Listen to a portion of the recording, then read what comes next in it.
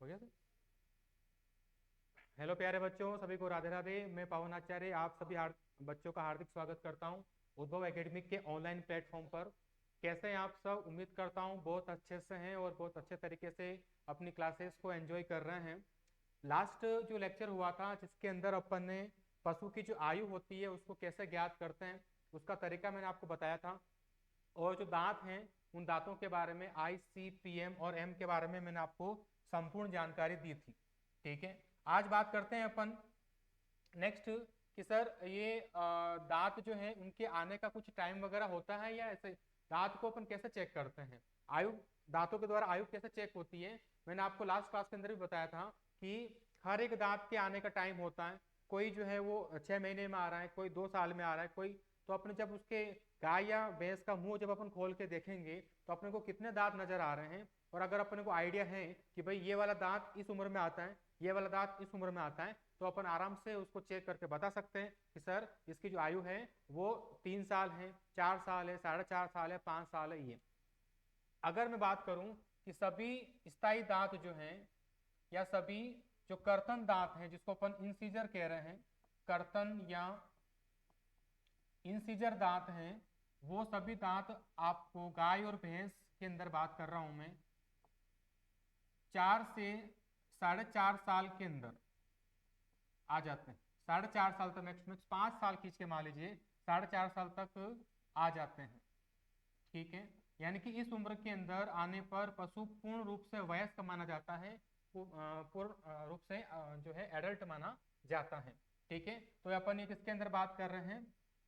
गाय, भैंस, भेड़ और बकरी के अंदर बात कर रहे हैं।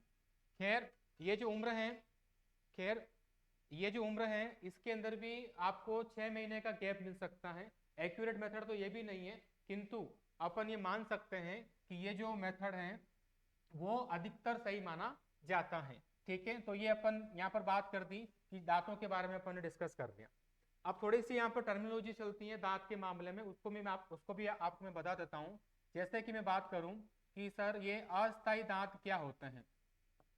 अस्थायी दांत से पहले एक चीज अपन लेते हैं, दंत्युपुर या डेंटल पेड।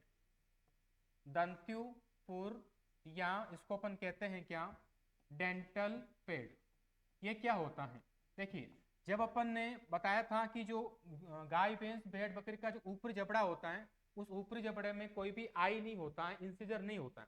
तो इंसिजर नहीं होता है तो उसकी जगह कुछ और होगा, है ना। तो क्या होता है, उसको अपन कहते हैं दंत्युपुर कहते हैं या डेंटल पेड कहते हैं। तो ऊपरी जबड़े में किसके, गाय भैंस भेड़ बकरी के ऊपरी जबड़े में आई की जगह, आई यानी कि इंसिजर जो लास्ट क्लास में मैं आपको पढ़ा चुका हूं, आई की जगह विशेष ऊतकों से बना, विशेष ऊतकों से बना एक मोटा स्तर होता है। विशेष ऊतकों से बना एक मोटा स्तर होता है, मोटा स्तर होता है जो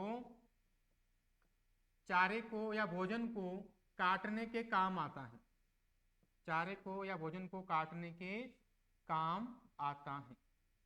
ठीक है, मैंने बताया था आपको, अगर आपको मेरी लास्ट क्लास याद आ रही है तो मैंने बताया था कि जब आई जो है नीचे के जबड़े में 1 2 3 4, 1 2 3 4, ठीक है, ये नीचे के जबड़े में थे।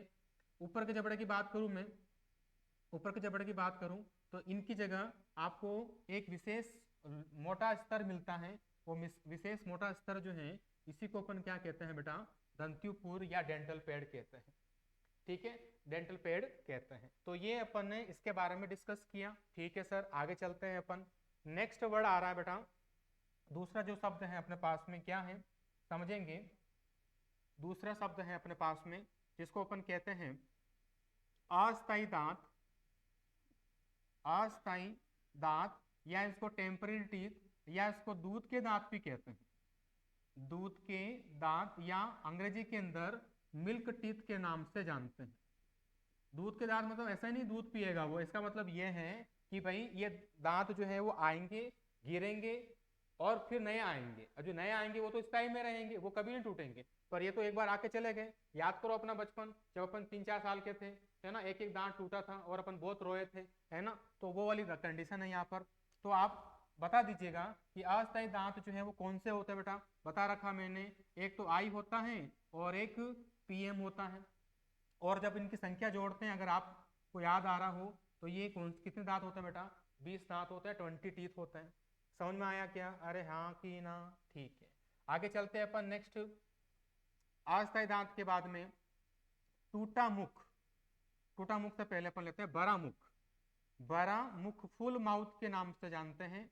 बड़ा मुख जिसको अपन कहते हैं बेटा फुल माउथ, यानी कि जब पूरे 32% हो, पूरे स्थायी दांत हो गाय भैंस भेड़ बकरी के मुंह के अंदर, तो ऐसा मुंह क्या कहलाता है? बड़ा मुख कहलाता है। तो क्या कह देंगे? जब सभी स्थायी दांत उपस्थित हो, सभी स्थायी दांत उपस्थित हो, तो ऐसा जो मुख होता है उसको अपन फुल माउथ या भरा मुख के नाम से जानते हैं। ठीक है क्या? ठीक है, तो यानी कि 32 यहाँ पर प्रेजेंट हैं, पूरे 32 दांत हो, तो इसको अपन भरा मुख के नाम से या फुल माउथ के नाम से जानते हैं। आगे चलते हैं, फिर बड़ा मुख के बाद में नेक्स्ट वर्ड आता है टूटा मुख, जिसको अपन कहते हैं क्या? Broken mouth. ब्रोकन हार्ट नहीं, ब्रोकन माउथ के नाम से जानते हैं। अगर मान लो पशु आपस में लड़ भिड़ गया कहीं, है ना, कहीं पर लड़ गया वो मान लो, और या फिर उसके कहीं चोट लग गई, गिर गया, कहीं पर एक्सीडेंट हो गया, कुछ ऐसा कुछ हो गया, आपस में लड़ भिड़ गए, तो उसके एक दांत या दो दांत जो स्थायी दांत है वो टूट जाए, है ना। अगर मान लो किसी गाय ने इंस्टाग्राम पे कुछ ऐसा मैसेज कर दिया जिसकी वजह से सांड रूठ गया और दोनों के बीच में लड़ाई हो गई, है ना, एक दांत दो दांत टूट जाते हैं परमानेंट, तो ऐसे मुख को क्या कहते हैं अपन? टूटा मुख कहते हैं। मजाक कर रहा हूँ, इंस्टाग्राम पे कोई गाय भैंस नहीं लड़ रहे हैं, ठीक है, मजाक कर रहे हैं। यहाँ पर देखिएगा कि जब एक या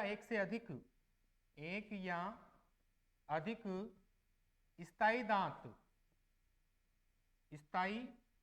टूट जाए, स्थायी दांत टूट जाए, तो ऐसा जो मुख होता है उसको अपन क्या कहते हैं बच्चों? टूटा मुख या ब्रोकन माउथ के नाम से जानते हैं। ठीक है, और मान लो लड़ाई कोई गंभीर हो गई और बहुत ज्यादा दांत टूट गए, पूरी पूरी बत्ती सी निकल गई, या फिर उस पशु का बुढ़ापा आ गया, वृद्ध अवस्था आ गई, और पर जब सभी स्थायी दांत टूट जाते हैं तो ऐसी स्थिति को अपन कहते हैं पोपला। क्या कहते हैं बेटा? पोपला। और इसको अंग्रेजी में कहते हैं गमर। गमर, GUMMER, गमर के नाम से भी जानते हैं। क्या स्थिति होती है गमर? जब सभी स्थायी दांत टूट जाएं, जब सभी स्थायी दांत टूट जाते हैं, ऐसी अवस्था पोपला या गमर कहलाती है। और ये सभी स्थायी दांत कब टूटते हैं? जब पशु वृद्ध हो जाता है, बुढ़ा हो जाता है, और एनिमल धीरे धीरे मृत्यु की तरफ अग्रसर हो रहा है, ऐसी कंडीशन क्या कहलाती है बेटा? पोपला या गमर कहलाती है। ठीक है क्या? तो ये चीज अपन ने यहाँ पर दांत के बारे में देखी, और जितने भी दांत आने होते हैं वो 4 से 4.5 या खींचतान के 5 साल के अंदर आ जाते हैं। तो ये टर्म आपने नोट कर रहे हो साथ ही साथ, ठीक है। तो कौन कौन से टर्म अपन देख चुके हैं? भरा मुख देख चुके हैं, जब सभी दांत हो, एक दो दांत टूट जाए स्थायी में, तो टूटा मुख, बिल्कुल ही मामले साफ हो गया, 0 बटा सन्नाटा हो गया, खत्म मामला, तो उसको अपन क्या कहते हैं? पोपला या गमर कहते हैं। चलिए, बहुत अच्छी बात है। आगे चलते हैं, नेक्स्ट छोटा सा टॉपिक है पशु के अंदर भार निर्धारण। कौन सा? पशु के अंदर भार निर्धारण, यानी कि पशु का भार ज्ञात करना है अपने को। तो 2 फॉर्मूले आते हैं, वो खत्म करके आज की जो क्लास का टॉपिक है अपना कृत्रिम गर्भाधान, उस पर चलेंगे अपन, ठीक है। बात करते हैं पशु में भार निर्धारण, वेट कैसे कैलकुलेट करते हैं? Weight determination, weight determination. अब यहां पर क्वेश्चन दिमाग में आना चाहिए कि सर पशु का भार ज्ञात करना क्यों है? पशु का भार ज्ञात करना क्यों है? जैसे आयु क्यों ज्ञात की थी अपन ने? आयु क्यों ज्ञात की थी, याद है आपको? क्योंकि पशु का जो उत्पादन है वो डायरेक्ट किस पर निर्भर करता है? पशु की आयु पर निर्भर करता है। उसी प्रकार से पशु का भार क्या बताता है अपने को कि देखो, नंबर 1, अगर पशु मोटा तगड़ा होगा, है ना, अच्छे खासा वेट का होगा, तो जाहिर सी बात है उसका मांस, उसका जो मीट है मार्केट में उसकी डिमांड अच्छी रहेगी, क्योंकि जिनका वजन ज़्यादा होता है तो मीट भी ज़्यादा मिलेगा, मीट ज़्यादा मिलेगा तो किसान को क्या मिलेगा, पैसा ज़्यादा मिलेगा, गांधी जी ज़्यादा मिलेंगे।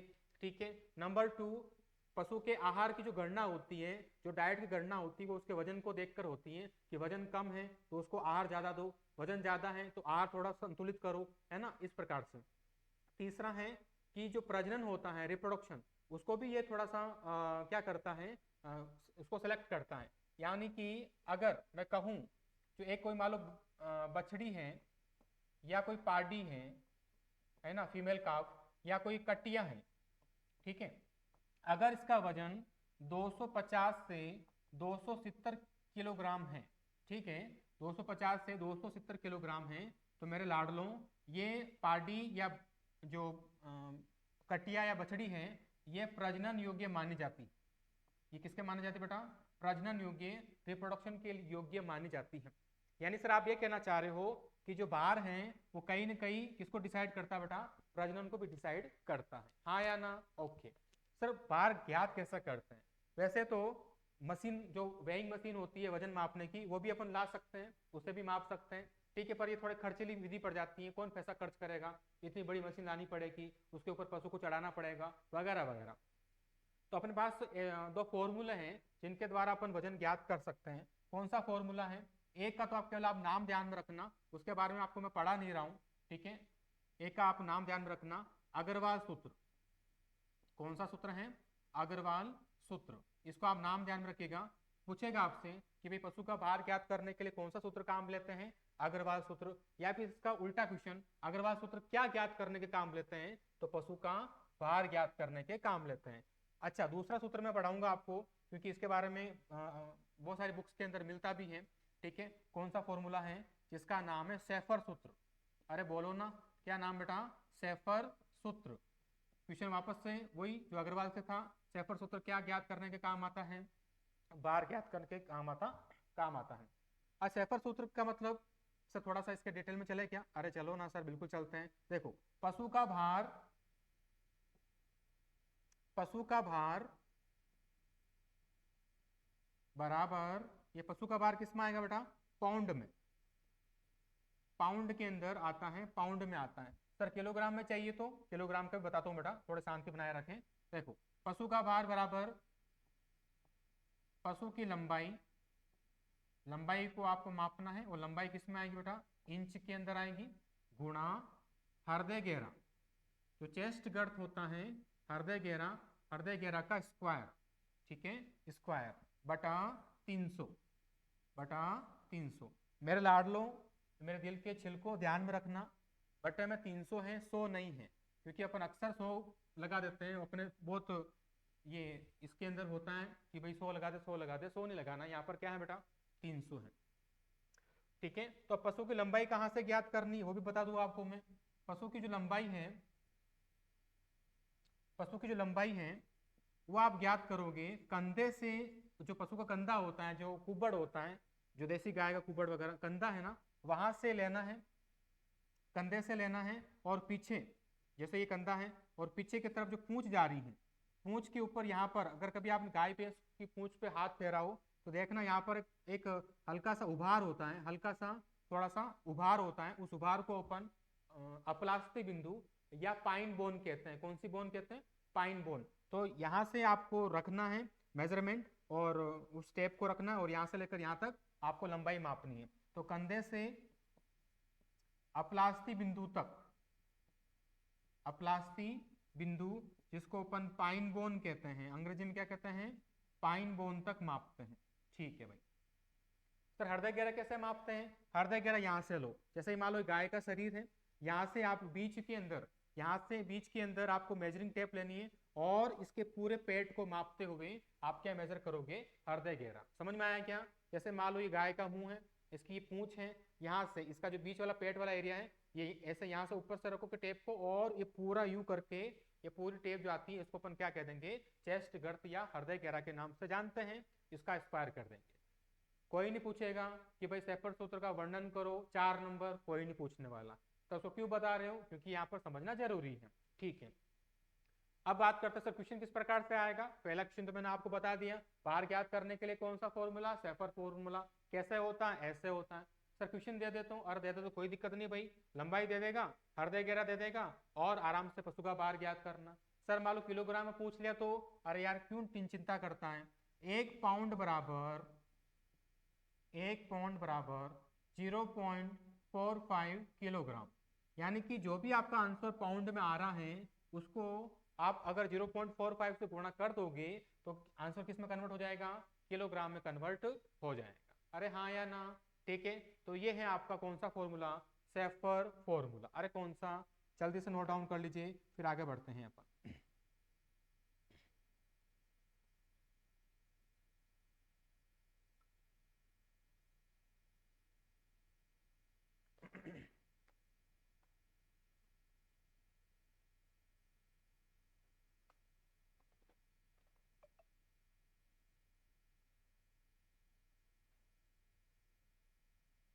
ठीक है, चलिए आगे चलते हैं अपन, नेक्स्ट टॉपिक पर आते हैं। अपना जो आज का मेन टॉपिक था अपना क्लास का, वो अपने पास में बात करेंगे।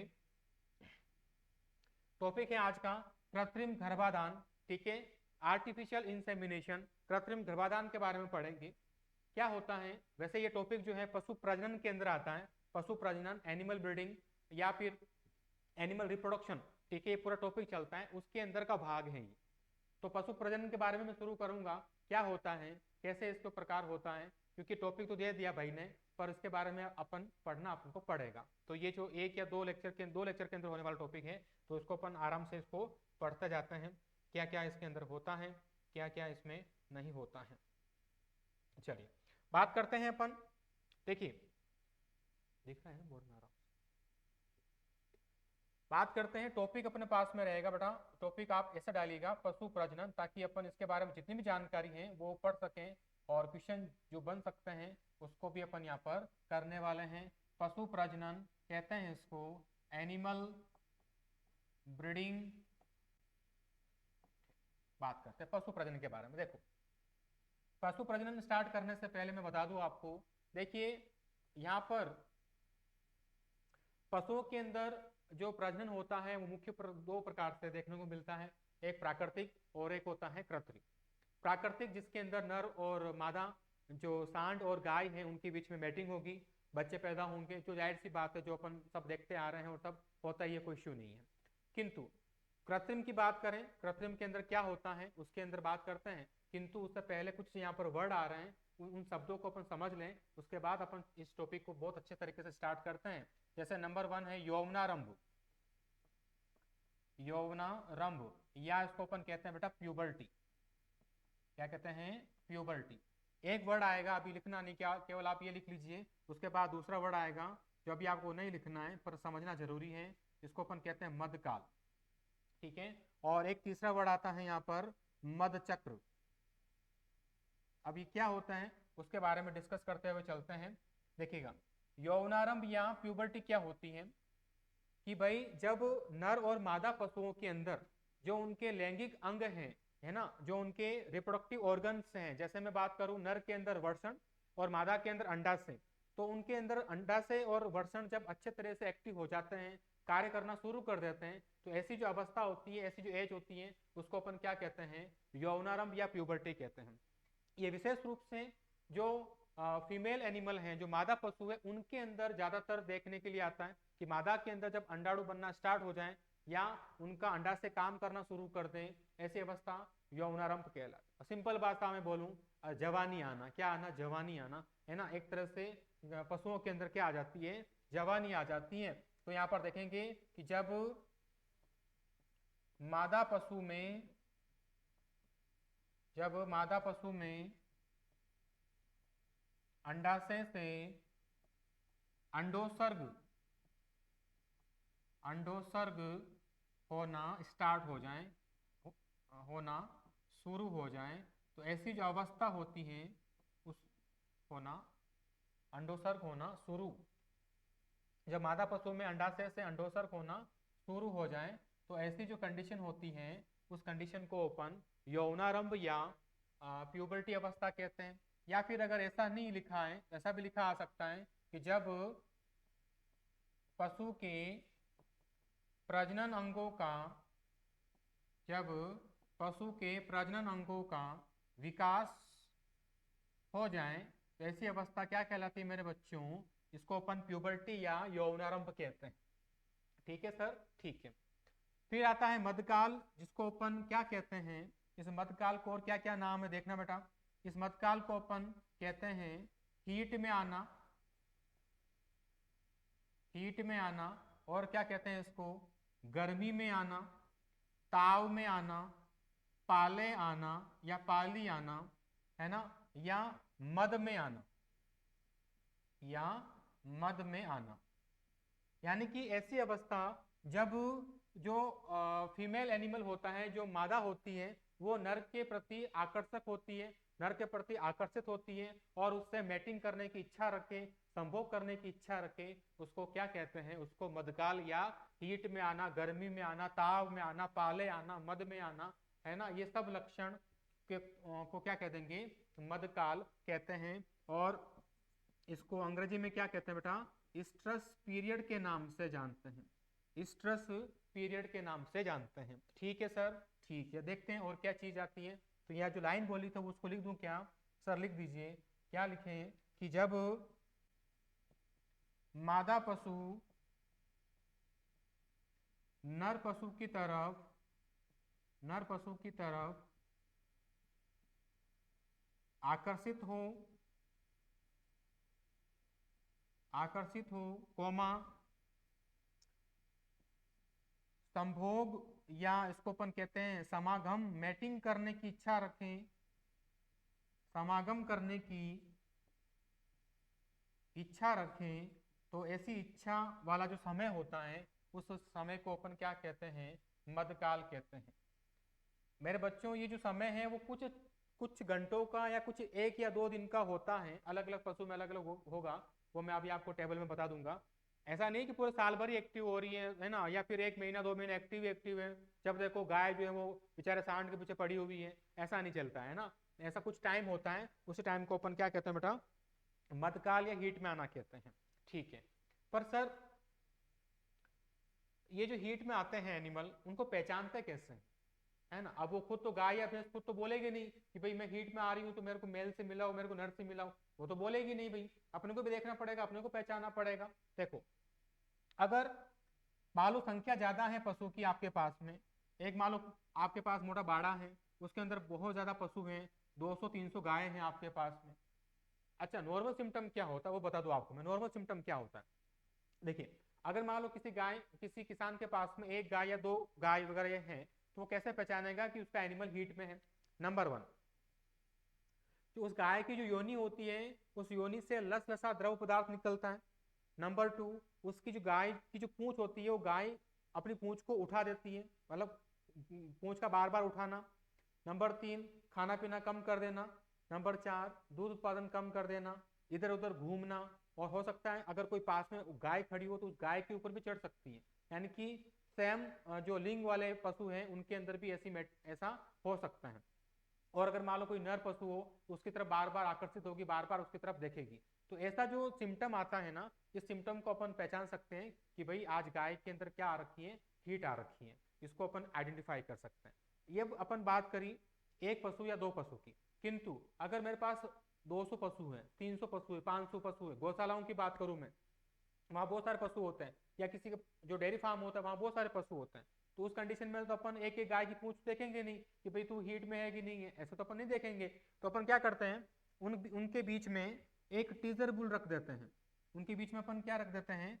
रखने का मतलब वहां पर उनको छोड़ देते हैं। किसको छोड़ देते हैं? टीजर बुल को। Teaser bull. सर ये टीजर बुल क्या होता है? बेचारे की ऐसी कहानी में क्या बताऊं, इसके बोलने के लिए मेरे पास शब्द नहीं है। टीजर बुल बेचारा ऐसा बुल होता है जिसकी नसबंदी कर रखी होती है अपन ने। जो शुक्रवाहिनियां होती हैं, उस शुक्रवाहिनी को काट कर अपन बांध देते हैं। नसबंदी कर जो सांड होता है उसको अपन क्या कहते हैं? टीजर बुल कहते हैं। इसका उपयोग क्या होता है कि भाई इसको अपन ने इन गायों के बीच में इनको छोड़ दिया। अब जिस गाय में हीट आएगी वो उसके पास, नर के पास जाएगी, या फिर ये टीजर बुल खुद ही आइडेंटिफाई कर लेगा गाय को कि भाई इस गाय में हीट है, तो वो उसके ऊपर चढ़ने का ट्राई करेगा, उससे मैटिंग करने की इच्छा रखता है। तो अपने को पता लग जाएगा कि भाई ये इसके ऊपर चढ़ रहा है, इसका मतलब वो गाय किसमें है, हीट में है। तो सर क्या ये बाकी गायों पर नहीं चढ़ सकता जो हीट में नहीं है? अरे नहीं चढ़ सकता, मतलब चढ़, मतलब ये है कि अगर चढ़ने का ट्राई भी करेगा तो गाय इस बुल को अपने ऊपर माउंटिंग या अपने ऊपर चढ़ने को नहीं देगी। ठीक है, तो ये चीज है। तो इस कंडीशन में क्या होता है कि अपन को पहचान में आ गया कि टीचर बुल इसके ऊपर बार बार चढ़ रहा है और गाय भी कुछ विरोध नहीं कर रही है, तो अपन पहचान जाते हैं और फिर अपन इसके अंदर अच्छे सांड के साथ मैटिंग करवा सकते हैं या फिर एआई करवा सकते हैं, आर्टिफिशियल इंसेमिनेशन, जिसको अपन कृत्रिम गर्भाधान कहेंगे, वो करवा सकते हैं। ठीक है, इस टीचर बुल का कार्य समझ में आ गया बेटा? चलिए, बहुत अच्छी बात है। तो ये अपन देख लिया टीचर बुल का कार्य। इसको थोड़ा बहुत बाद में लूंगा, जब आपको व्याकरण पढ़ाऊंगा उस टाइम वापस ही आएगा, तब तक के लिए इसको होल्ड कर देंगे। ठीक है, यहां पर एक वर्ड आता है silent heat. Silent heat word आता है। क्या होता है साइलेंट हीट? जब पशु अपने हीट के लक्षण को सही रूप से बता नहीं पाता है तो ऐसी हीट क्या कहलाती है? साइलेंट हीट कहलाती है। यह होता है भैंस के अंदर। भैंस जो है वो अपने हीट के सिम्टम को सही रूप से नहीं बता पाती। सर ऐसा क्या कारण है जिसकी वजह से वो नहीं बता पाती है? नंबर 1, भैंस के अंदर पसीने बनाने वाली जो ग्रंथियां होती हैं वो नहीं होती, जिसकी वजह से उसको गर्मी बहुत लगती है। तो वो इतनी पहले से ही वो ऑलरेडी इतनी गर्मी के अंदर है, जो वातावरण की गर्मी उसके अंदर है, इस वजह से उसके अंदर जब ये हीट आती है तो हीट वो अपने को शो हो ही नहीं पाती। ठीक है, इस वजह से इस हीट को अपन क्या कहते हैं? साइलेंट हीट कहते हैं। तो अगर आपसे पूछ लें कि भाई साइलेंट हीट किसमें पाई जाती है, तो ये भैंस में पाई जाती है। क्या होता है भैंस के अंदर कि यह अपने हीट के लक्षण को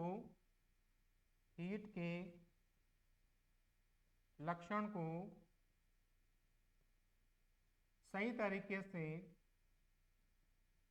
नहीं बता पाती, सही तरीके से नहीं बता पाती या सही रूप से नहीं प्रदर्शित कर पाती। इसको अपन क्या कहते हैं? साइलेंट हीट कहते हैं। ठीक है, क्या समझ में आया? क्या समझ में आ गया? ठीक है सर, आगे चलते हैं अपन नेक्स्ट। नेक्स्ट चलते हैं अपन कि तीसरा पॉइंट लेते हैं, मध्य चक्र, जो इसका पॉइंट था अपने पास में। मध्य चक्र अंग्रेजी में कहते हैं इसको स्ट्रेस साइकिल। क्या होता है मध्य चक्र? समझना यहां पर देखिए, मान लो कोई एनिमल आज हीट में आया है ना, आज हीट में आया है, और अगली बार वो जब भी हीट में आएगा तो आज और अगली बार के बीच का जो समय है, इस चक्र को या इस समय को अपन क्या कहते हैं? मध्य चक्र कहते हैं। और ये मध्य चक्र गाय, भैंस और बकरी के अंदर लगभग 21 दिन का होता है, जबकि भेड़ के अंदर 16.5 दिन का होता है। 21 दिन का मतलब ये है कि आज गाय मान लो हीट में आई है, तो अब वो अगली बार हीट में कब आएगी? वो 21वें दिन में आएगी। अगर वो मैटिंग नहीं करती है नर के साथ में, नर के साथ मैटिंग नहीं करती है या फिर एआई नहीं होती है उनमें, तो अगली बार हीट में कब आएगी? वो 21वें दिन में आती है, जिसको अपन क्या कहते हैं? मध्य चक्र कहते हैं। तो यहाँ पर क्या लिखेंगे? दो मध्यकालों के मध्य, दो मध्यकालों के मध्य, दो मध्यकालों के बीच का समय, ऐसा लिख सकते हैं अपन, दो मध्यकालों के बीच का समय जिसमें पशु में क्रियात्मक व शारीरिक परिवर्तन आते हैं, शारीरिक परिवर्तन आते हैं। ऐसा समय क्या कहलाता है? ऐसा समय मध्य चक्र कहलाता है या स्ट्रेस साइकिल कहलाता है। अब यहाँ पर पॉइंट ये आता है कि सर ये हीट में आने के बाद में अगर आपने एनिमल को या तो कृत्रिम गर्भाधान करवा दीजिए या फिर प्राकृतिक रूप से सांड से आप मैटिंग करवा दीजिए। अगर आप दोनों ही नहीं करवाते हो तो पशु प्रेग्नेंट नहीं होगा।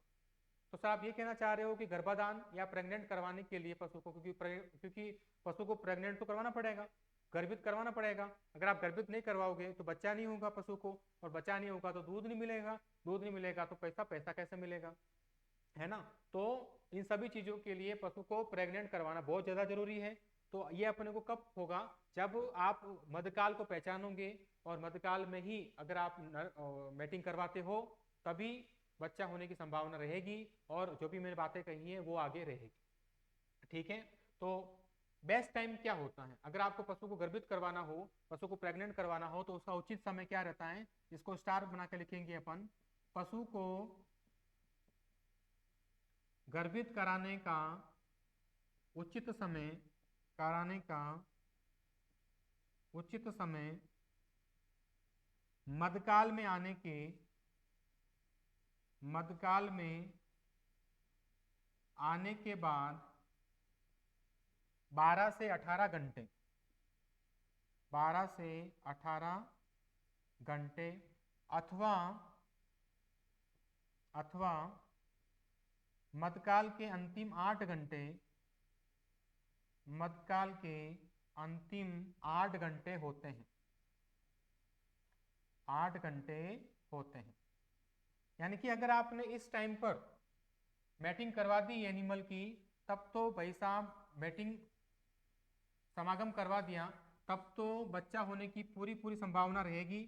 और अगर आप ये टाइम चूक गए ना, तो फिर आप अगले 21 दिन का इंतजार कीजिए, फिर आप 21 दिन का इंतजार करोगे, फिर वापस हीट में आएगा पशु, और फिर वापस से आप मैटिंग करवाओगे, फिर मैटिंग ठहरेगी 9 महीने 9 दिन गाय के अंदर, 10 महीने 10 दिन भैंस के अंदर, 5 महीने 5 दिन से ऊपर बकरी में, 5 महीने 5 दिन से नीचे भेड़ के अंदर जो है ये टाइम रहता है।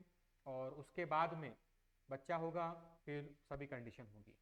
तो आप जितना लेट करोगे पशु को, अगर आप इग्नोर कर रहे हो, पशु पर ध्यान नहीं दे रहे हो, तो आगे से आगे बढ़ता जाएगा दिन, और फिर दूध अपने को नहीं मिल पाएगा, और उससे नुकसान किसको होता है, किसान को नुकसान होता है। इससे ड्राई पीरियड, शुष्क दिवस बढ़ जाता है। वो क्या होता है मैं पढ़ाऊंगा थोड़ी देर में, अभी इतना समझिएगा। इसको मैं एक टेबल के माध्यम से बताना चाहूंगा कि कितनी क्या इसकी अवस्था होती है। देखते हैं अपन, एक तरफ अपन लिख रहे हैं पशु, पशु एक तरफ अपन लिखेंगे यौवनारंभ या प्यूबर्टी अवस्था कब शुरू होती है, एक तरफ उसका मध्य चक्र कितने दिन का चलेगा, मध्यकाल कितने घंटों का या दिन का रहेगा, और गर्भकाल गेस्टेशन पीरियड कितने दिन का रहता है, गेस्टेशन पीरियड।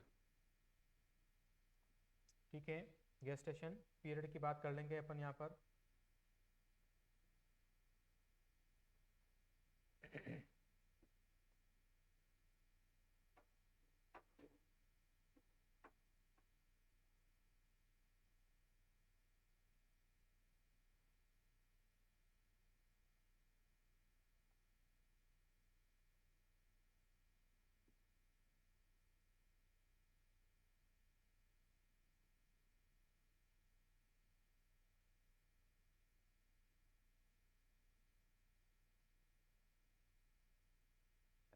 एक एक करके सम्मानित करते हैं। सबसे पहले अपन बुलाते हैं गाय के बारे में बात करते हैं अपन। गाय जिसको अपन कैटल या मवेशी कहते हैं, या तो अपन मवेशी कहेंगे या फिर इसको कैटल कहते हैं। गाय मेरे पास 3 प्रकार के बेटा, एक तो है देसी गाय, एक है विदेशी गाय, और एक है संकर गाय जिसको अपन क्रॉस ब्रीड या हाइब्रिड के नाम से जानेंगे। इनके अंदर जो है वो कितना समय होता है वो भी बात कर लेते हैं। संकर गाय में जब यौनारंभ की बात करता हूँ तो ये लगभग आपको मिलेगी 18 से 20 माह, 18 से 20 माह के अंदर जो है इनमें यौनारंभ शुरू हो जाता है। और विदेशी गाय की बात करें तो ये 22 से 24 माह के अंदर जो है इनमें यौनारंभ शुरू हो जाता है। देसी गाय में जो है 24 से 30 माह भी ये करेक्ट मानते हैं, और किसी किसी बुक के अंदर इसको 30 से क्या नाम 36 से 40 महीना भी दे रखा है। ठीक है, तो इसको भी आप कभी कभी सही मान सकते हैं, किंतु अगर एक ऑप्शन लगाना आ जाए तो 24 से 30 महीने के अंदर, यानी कि 2 से 2.5 साल के अंदर अपन देसी गाय में क्या करवा सकते हैं, मैटिंग करवा, पर लोग अवॉइड करते हैं इस चीज़ को, इतना जल्दी नहीं करवाते हैं। फिर वो किस पे आ जाते हैं, इस पे आ जाते हैं कि लगभग 3 साल होने के बाद में अपन मैटिंग करवाते हैं उनके अंदर। ठीक है, यानी कि यौनारंभ, यौनारंभ जो है प्यूबर्टी, ये एक तरह से आप ये मान के चलिएगा कि ये गर्भाधान यानी कि पशु को प्रेग्नेंट करवाने की अवस्था है। यानी कि इस टाइम पर इनमें अंडोत्सर्ग होना स्टार्ट हो जाता है।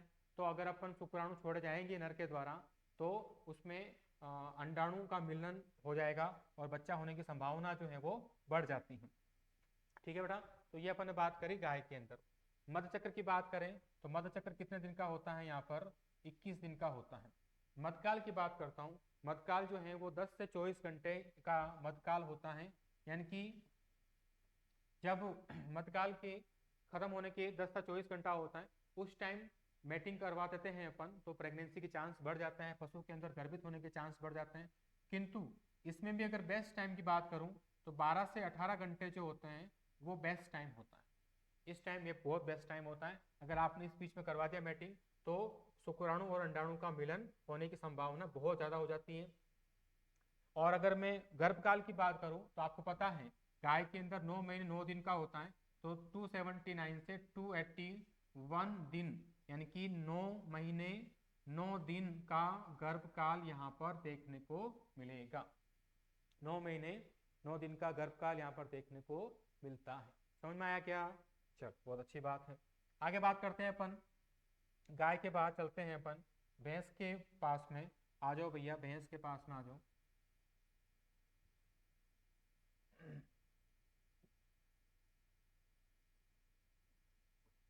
चलिए अब चलते हैं अपन दूसरा एनिमल अपने पास में है जो राह देख रहे हैं अपनी, नंबर 2 भैंस।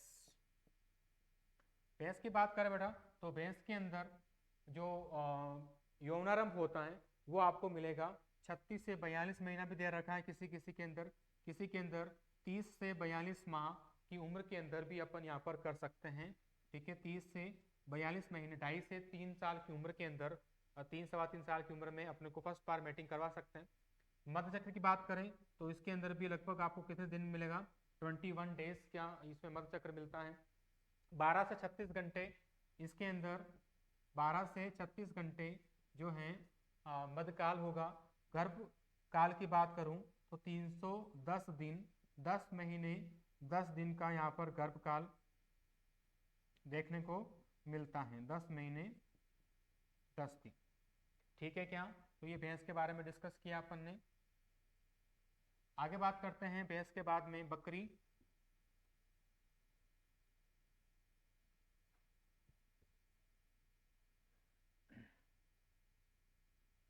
नेक्स्ट है अपने पास में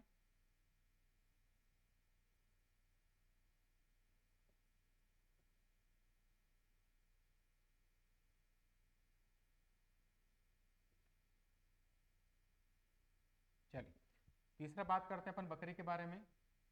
तीसरा एनिमल अपने पास में है बकरी। महात्मा गांधी जी की प्यारी बकरी कहती हैं कि बकरी के अंदर जो है 15 से 19 महीना लिख रखा होता है अधिकतर के अंदर। अगर मैं अपन एनसीईआरटी की बात करें तो 15 से 18 या 19 माह, और कहीं कहीं पर आपको 12 माह भी दिख जाएगा। 12 माह के अंदर भी मैटिंग करवा सकते हैं अपन। ठीक है, और 19 से 21 दिन जो है इसका मध्य चक्र चलता है। मध्यकाल की बात करें तो 1 से 2 दिन यानी कि 24 से 48 घंटे इसमें रहता है। 5 महीने 5 दिन यानी कि 151 दिन जो है इसका प्रेगनेंसी पीरियड रहेगा। 5 महीने 5 दिन से ऊपर जो है इसका प्रेगनेंसी पीरियड रहता है।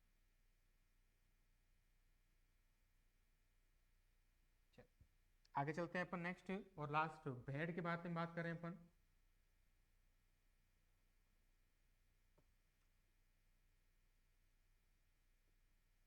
भेड़ या शिप के बारे में बात करते हैं अपन। तो बता दूं आपको मैं, लगभग लगभग बकरी के बराबर ही 12 से 18 महीने आप मान के चलेगा, 12 से 18 माह, और कभी कभी किसी किसी नस्ल के अंदर 10 महीना भी देखने को मिल जाता है। यहाँ पर मध्य चक्र बहुत इंपॉर्टेंट है, याद कर लेना, 16.5 दिन यानी कि मध्य चक्र 16.5 दिन में रिपीट हो जाता है, मध्यकाल रिपीट हो जाती है 16.5 दिन में। और 1.5 दिन के अंदर, 1.5 दिन 1.5 डेज जो है इसका हीट टाइम रहता है। और आपको पता ही है इसका गर्भकाल कितने दिन का होता है, 147 डेज, 5 महीने 5 दिन से कम, 5 महीने 5 दिन से कम जो है वो इसका गर्भकाल रहता है, 5 महीने 5 दिन से कम। लिख लीजिए फटाफट से, फिर आगे बढ़ते हैं अपन।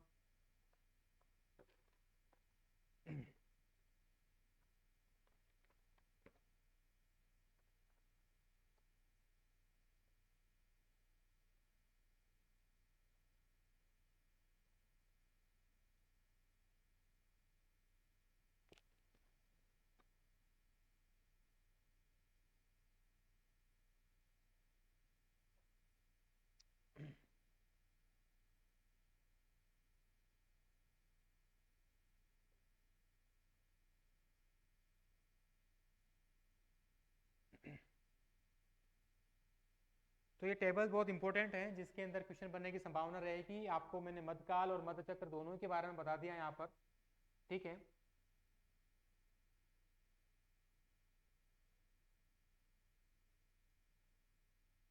चलिए आगे चलते हैं अपन, नेक्स्ट पॉइंट लेते हैं कि भाई अपन पूरा सिस्टम पढ़ रहे हैं, तो नर जनन तंत्र, नर जो पशु है उसका सिस्टम, उसके क्या क्या भाग होते हैं और मादा के क्या क्या भाग होते हैं, केवल भागों के नाम लिखवा रहा हूँ, अंदर में डिटेल में नहीं जाऊंगा क्योंकि इतना पूछेगा भी नहीं आपसे। तो बात करते हैं अपन कि नर के अंदर क्या क्या सिस्टम मिल रहे हैं आपको, देखिएगा।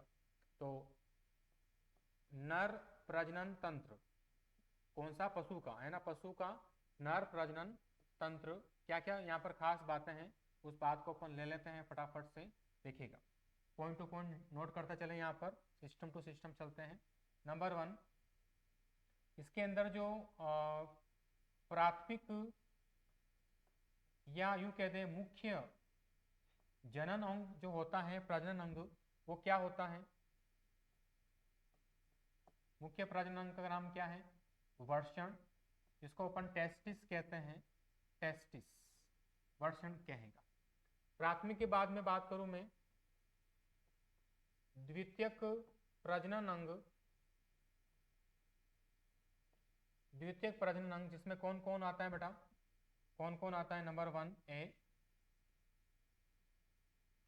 शुक्रवाहिनी,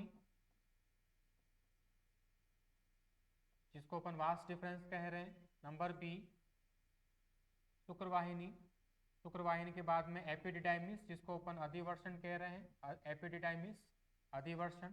नंबर 3 मूत्राशय या यूरिथ्रा, मूत्राशय या इसको अपन क्या कहते हैं, यूरिथ्रा। नंबर 4 शिश्न, जिसको अपन पेनिस कहते हैं, पेनिस या शिश्न, ये द्वितीयक प्रजनन अंग के बारे में। अगर मैं बात करूं सहायक प्रजनन अंग, सहायक प्रजनन अंग, तो इसमें कौन कौन होता है बेटा, नंबर 1 शुक्राशय, सेमाइनल ग्लैंड्स, शुक्राशय। नंबर 2 पुरस्थ ग्रंथि, या इसको अपन कह देंगे बेटा प्रोस्टेट ग्रंथि, और इस प्रकार से बल्बो यूरेथ्रल ग्रंथि भी लिख सकते हैं, कोई दिक्कत नहीं है। और अगर आपसे कहते हैं कि मुख्य नर का मुख्य प्रजनन हार्मोन कौन सा है, उसके बारे में डिस्कस करें क्या, मुख्य प्रजनन हार्मोन, तो ये होता है बेटा टेस्टोस्टेरोन, टेस्टोस्टेरोन, ठीक है। तो ये हार्मोन अपने पास में हो जाएगा। तो ये बात करिए अपन नर के बारे में, इसमें डिटेल में मैं आपको नहीं पढ़ाने वाला क्योंकि इसमें आपको पूछेगा भी नहीं, इतना पूछते हैं वही बड़ी बात है, ठीक है। नर के अंदर क्या क्या भाग होते हैं, तो ये भाग आपको मैंने यहाँ पर लिखवा दिए हैं।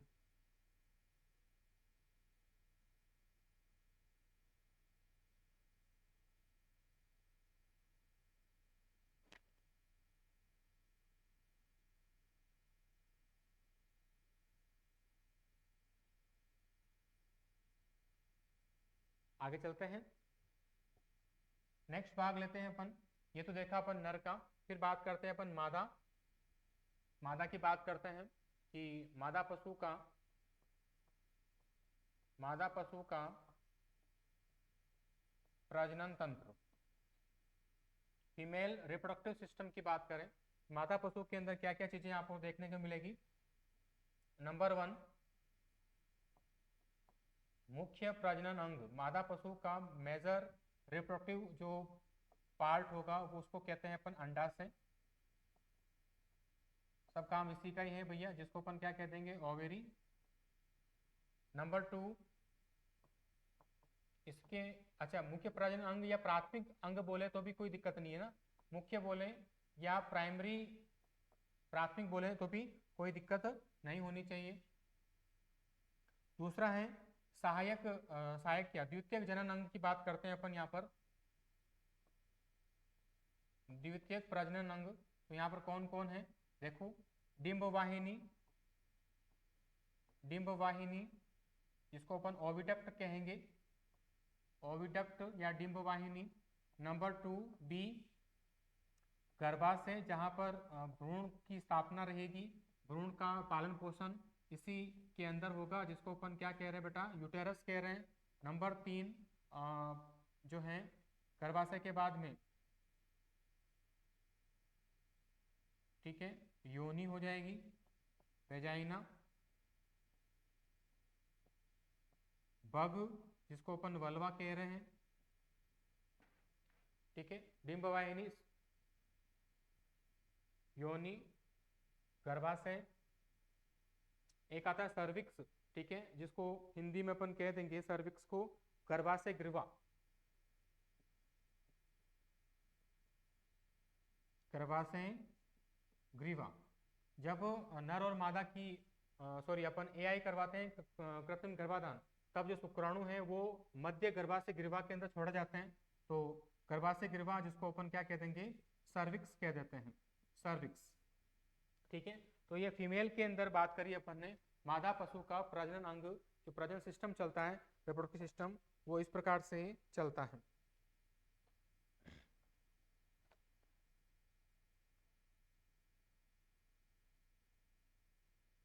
लिख लीजिए जल्दी से।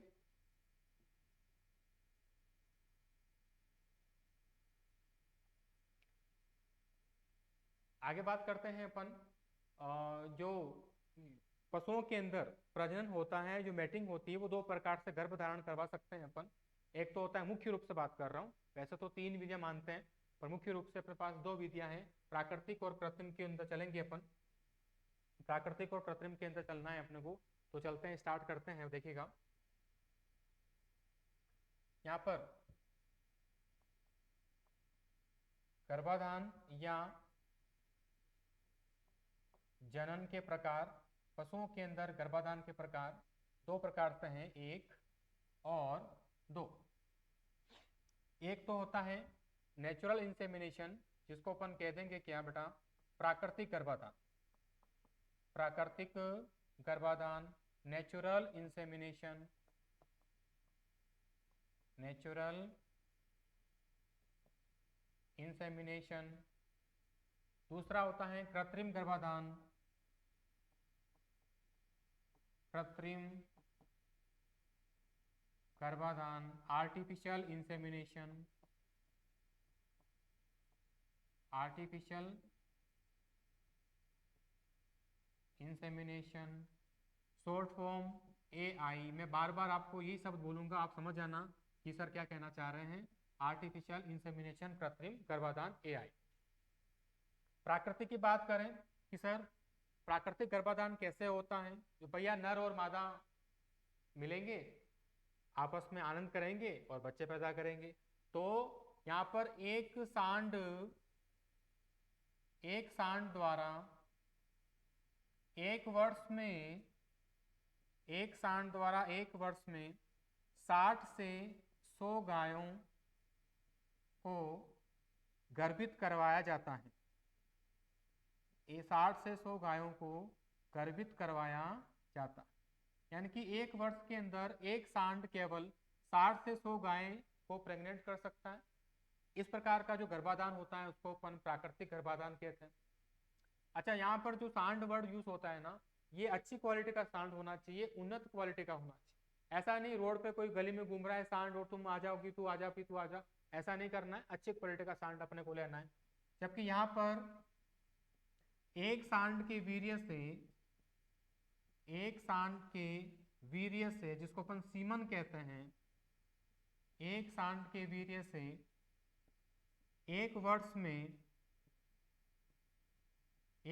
में लगभग 1000 गायें गर्भित हो सकती हैं। 1000 गायें गर्भित हो सकती। एक सांड वो भी अच्छी क्वालिटी का, उसके वीर्य से आप कितनी गायों को गर्भित करवा सकते हो? 1000 काऊ को, 1000 गायों को गर्भित करवा सकते हो। तो ऐसा जो मेथड होता है उसको अपन क्या कहते हैं? आर्टिफिशियल इंसेमिनेशन, एआई कहते हैं। जल्दी से नोट डाउन कर लीजिए फटाफट से।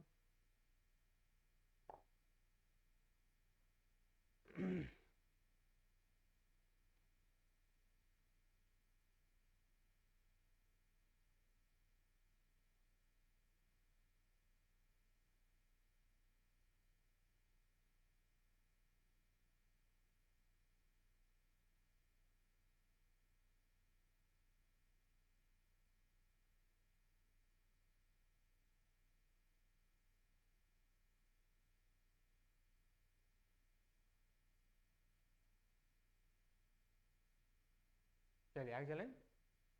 अब बात करते हैं बेटा कि सर ये जो कृत्रिम गर्भाधान, और एक आप अभी कह रहे थे सर 2-3 प्रकार की होती है, तीसरी कौन सी है उसके बारे में अपन बात करते हैं। एक क्वेश्चन जो पहले सुपरवाइजर एग्जाम के अंदर आया हुआ है उस क्वेश्चन के बारे में बात करते हैं, ताकि आपके क्वेश्चन भी दिमाग में रहेगा क्वेश्चन है क्या चीज़ है। और देखिएगा कि निम्न में से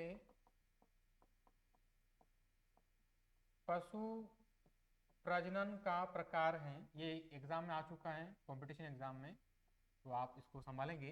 पशु प्रजनन का प्रकार है, ऑप्शन आपके सामने कुछ इस प्रकार से हैं, A B C D. D option है उपरोक्त सभी। सी ऑप्शन है कृत्रिम गर्भाधान। बी ऑप्शन है भ्रूण प्रत्यारोपण, इसको अपन फीटस ट्रांसफर कहते हैं। और ए ऑप्शन है प्राकृतिक गर्भाधान। क्वेश्चन कुछ इस प्रकार से आया था, तो आप बता सकते हैं कि इनमें से क्या आंसर जो है वो आपका होगा। तो जाहिर सी बात है, क्योंकि सिंपल सा क्वेश्चन दिख रहा है सर, प्राकृतिक भी होता है कृत्रिम भी होता है। जब 4 ऑप्शन में 2 सही आ रहे हैं तो जाहिर सी बात है आंसर क्या हो जाएगा? उपरोक्त सभी। सर आपने ये तो समझा दिया, ये भी समझा दिया, ये नहीं पता मेरे को, बता देते बिल्कुल फटाफट से। देखो भ्रूण प्रत्यारोपण क्या होता है। देखो भ्रूण प्रत्यारोपण की बात करें अपन, या उसको अपन कहते हैं फीटस ट्रांसफर या एम्ब्रियो ट्रांसफर। एम्ब्रियो या फीटस ट्रांसफर मेथड कहते हैं। होता क्या है फीटस ट्रांसफर? समझना, लिखवा नहीं रहा हूं, आप बस समझ लीजिए इसको, और अगर लिखना भी है तो आप अपने शब्दों में लिख देना। देखिए होता क्या है, ये मेथड अपन वहां यूज करते हैं जहां पर जो गाय जो है वो प्राकृतिक रूप से या कृत्रिम रूप से मैटिंग नहीं कर सकती, यानी कि उनके अंदर निषेचन नहीं हो पा रहा है, किंतु उनका गर्भाशय एकदम सही है, उनका जो यूटेरस है वो एकदम सही है। यानी कि अगर उस गर्भाशय के अंदर बच्चा रख दिया जाए तो वो एक स्वस्थ बच्चे को जन्म दे सकती है। ठीक है, ठीक है। तो उनके अंदर अपन ये भ्रूण प्रत्यारोपण विधि अपनाते हैं। ठीक है, और इस विधि के द्वारा कैसे होता है समझेंगे। जैसे मान लो एक गाय है बहुत अच्छी क्वालिटी की, बहुत अच्छी गाय है अपने पास में, साहिवाल। कौन सी गाय बेटा? साहिवाल। ठीक है, जब ये साहिवाल हीट में आती है तब आपने इसको क्या करवा दिया, अच्छे सांड का जो वीर्य है वो लेके आपने उसको एआई करवा दिया, आर्टिफिशियल इंसेमिनेशन करवा दिया। अब आर्टिफिशियल इंसेमिनेशन करवाया जब हीट में आई थी तब, और फिर जब इसका जो अंडाणु है, जो निषेचित अंडाणु है या निषेचित अंडा है ना, निषेचित अंडा किसे कहते हैं? इसका अंडाणु साहिवाल का और इसका शुक्राणु दोनों मिलेंगे, जो बनेगा अंडाणु उसको अपन क्या कहेंगे? निषेचित अंडाणु। जो आगे जाके क्या बनेगा? भ्रूण। भ्रूण से क्या बनेगा? बच्चा, जो प्यारा बच्चा है गाय का वो बनेगा। तो आपने क्या करा, इस निषेचित अंडा को निकाल, इस निषेचित अंडाणु को साहिवाल से निकाला, और कोई दूसरी गाय है, ए कोई गाय है, उसके गर्भाशय में रख दिया। ए वही गाय है जो मैटिंग तो नहीं कर सकती, किंतु उसका गर्भाशय एकदम सही है, अगर उसमें बच्चा रख देंगे तो एकदम सही होगा, कोई दिक्कत नहीं है। ठीक है, तो ए में रख दिया अपन ने। अच्छा, अब ये गाय खाली हो गई साहिवाल, अब वापस अगले 21 दिन में वापस हीट में आएगी, वापस क्या करवाया AI, वापस क्या मिलेगा रेसिडेंटा, वापस उसको किसी दूसरी गाय के गर्भाशय में डाल दिया, वापस AI, वापस खाली। तो इस प्रकार से एक गाय से आप 12 से 15 माह के अंदर, 12 से 15 महीनों में एक गाय से आप 25 बच्चे प्राप्त कर सकते हो। एक गाय से कैसे कितने बच्चे प्राप्त कर सकते हो? 25 बच्चे। कैसे? मैंने बता दिया आपको, एक गाय से ऐसे 25 बच्चे प्राप्त कर सकते हैं, किंतु ये प्रैक्टिकली संभव नहीं है ना। अभी ये मेथड चल रहा है, लेबोरेटरी के अंदर कार्यक्रम हो रहा है, बाकी ऐसा बाहरी रूप से संभव बहुत कम है, क्योंकि संभावना इसलिए कम है क्योंकि साहिवाल जो भी गाय अपन ले रहे हैं अच्छी क्वालिटी की, उसको टाइम से टाइम हीट में आना, वापस अंडाणु निकालना, ये करना बहुत थोड़ा रिस्की काम रहता है। तो पर फिर भी ये एक जनन का प्रकार अपन मान सकते हैं। तो अगर आपसे पूछ लें कि भाई प्रजनन का प्रकार कितने होते हैं, तो 3 प्रकार होते हैं मेरे बच्चों। एक तो होता है प्राकृतिक, एक होता है कृत्रिम, और एक हो जाएगा आपका, ठीक है, भ्रूण प्रत्यारोपण। ठीक है, और अगर आपसे पूछ ले कि बेस्ट मेथड कौन सा है ना, जिसमें सक्सेस रेट ज्यादा रहती है, देखिए सक्सेस रेट या सफलता की दर जो है प्राकृतिक के अंदर ज्यादा रहने की संभावना रहती है। कृत्रिम या आर्टिफिशियल के अंदर, AI के अंदर लगभग 55 से 60% तक या 50 से 60% रेट रहती है। यानी कि अगर आप 10 गायों में AI करवा रहे हो तो 10 में से केवल 5 से 6 गाय ही सक्सेस होती हैं, बाकी सक्सेस नहीं हो पाती हैं। ऐसा क्यों? ऐसा क्या कारण है? कारण ये है कि एक तो जब पशु हीट में आता है, गाय हीट में आती है, तो मतलब अपन हीट को पहचान नहीं पाते हैं। हीट में आई और वो हीट निकल गई, और काफी टाइम बाद में आपने AI करवाया तो फेल हो गई। नंबर 2, जो डॉक्टर या कंपाउंडर या जो भी आदमी जो AI कर रहा है उसको प्रैक्टिस नहीं है, उसको पता भी नहीं कि पशु हीट में नहीं है, फिर भी वो AI कर रहा है, या फिर वो जानबूझ के ऐसा कर रहा हो पैसा कमाने के चक्कर में, तो भी क्या ना पशु प्रेग्नेंट नहीं होगा। ठीक है, तो ये 2-4 रीजन है जिसकी वजह से AI जो है उसकी सक्सेस रेट थोड़ी कम रहती है। फिर वापस तापमान और जो वातावरणीय कारक हैं वो भी कहीं न कहीं जो है वो आ जाते हैं। ठीक है बेटा, चलिए बाकी नेक्स्ट क्लास के अंदर कृत्रिम गर्भाधान इस टॉपिक को अपन पढ़ेंगे शानदार तरीके से। वो शानदार तरीके से मैं आपको इसको टॉपिक को पढ़ाने वाला हूँ, आप आराम से इसको अपन डायग्रामेटिक तरीके से पढ़ेंगे। कृत्रिम योनि क्या होती है, ठीक है, उसके बाद में इनमें मैटिंग, इनको वीर्य कैसे प्राप्त करते हैं, ठीक है, ये आप देखिएगा अच्छे से, इसको मैं आपको बताने वाला हूँ इस नेक्स्ट क्लास के अंदर। बहुत शानदार क्लास अपने पास होने वाली है, कैसे मैटिंग होती है। ठीक है बेटा, तो चलिए अगली बात करते हैं अपन अगली क्लास के अंदर। तब तक के लिए सभी को राधे राधे, मिलते हैं अगली क्लास में।